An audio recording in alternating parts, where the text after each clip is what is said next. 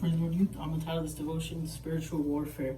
And I'm going to start reading from Ephesians chapter 6, verse 12, where it says, "For we wrestle not against flesh and blood, but against principalities, against powers, against the rulers of the darkness of this world, against spiritual wickedness in high places." There are differences between spiritual warfare and regular war. Some differences are the enemies, the way the battle is fought, and even the weapons used to fight. Spiritual warfare, as the verse says, is against enemies of darkness. Regular war is against other nations.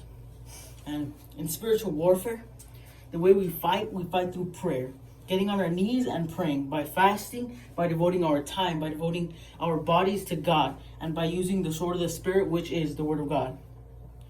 And another thing about when we fight is the time we fight. It's not decided on us. God can have us fight in the night, or He'll put a burden in us at whatever time, whatever place for us to fight.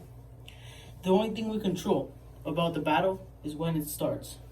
It is our, or if the battle is ours, we control when it starts. We can control if we want to fight it or if the battle never starts. And because that sole reason, some people, they're caught up in something. Some people are lost because they can't fight their own battle. They don't know how to fight the battle. They don't know how to start the battle. They've chosen to accept defeat, and they've chosen to just lose. They haven't chosen to receive victory through God.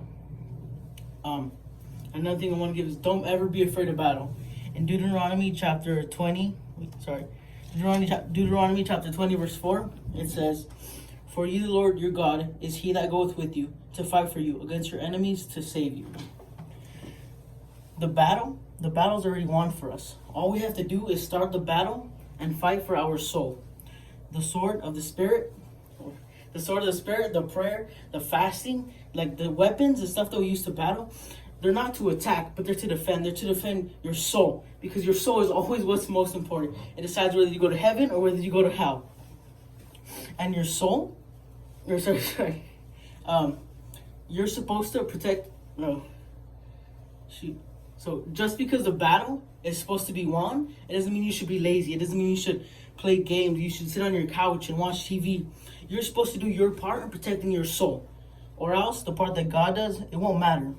And I encourage you all to fight the spiritual war and to fight for your soul, because that's what always matters.